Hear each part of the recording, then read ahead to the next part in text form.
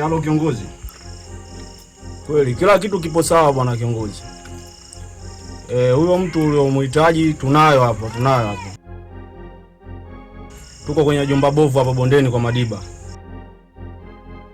Tunasubiri amri yako tu kiongozi, kwamba tuendelee kudili naye au nakuja umalizane naye mwenyewe. Wewe muda gani utakuwa umefika hapo? Sawa, hakuna shida.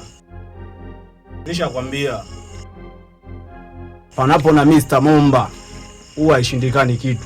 Wengi wanapenda kuniita Tiger kutokana na ujasiri niliokuwa nao. Ni kazi ndogo sana hiyo kiongozi. Chongo kama hii waga sifurahi. Kazi kwangu waga haipotei kiongozi. Kazi ni kwako tu bwana kiongozi. Huyo mtu tupo nayo hapo. Basi sawa. Hakuna shida.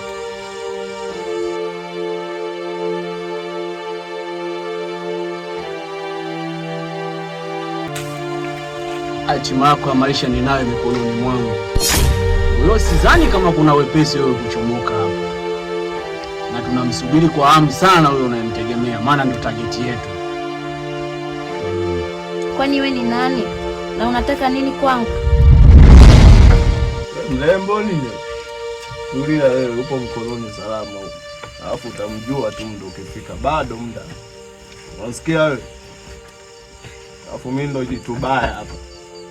Unaongea na jitu baya, ila huyu huwezi kumfahamu kwa sasa, muda bado.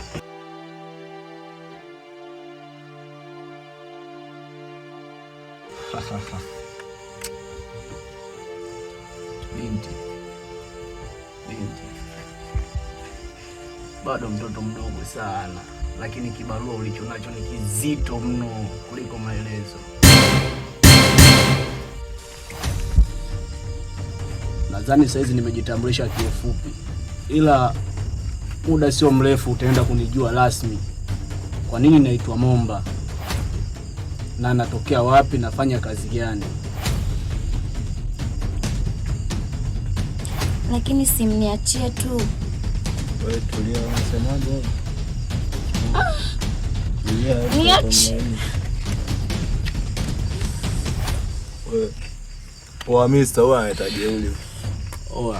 Oa nifanye yangu. Oa jitu baya mimi hapa. Hebu tula kwanza hapo. Tula kwanza mwana. Zingua wenyewe mtoto mdogo tu.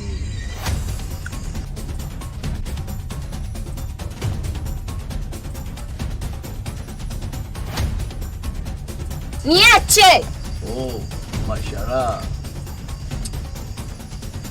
Chuma hichi. Staki. Vizuri sana. Unaonekana ni jasiri kweli yani. Ila muda sio mrefu ujasiri wako utafika mwisho.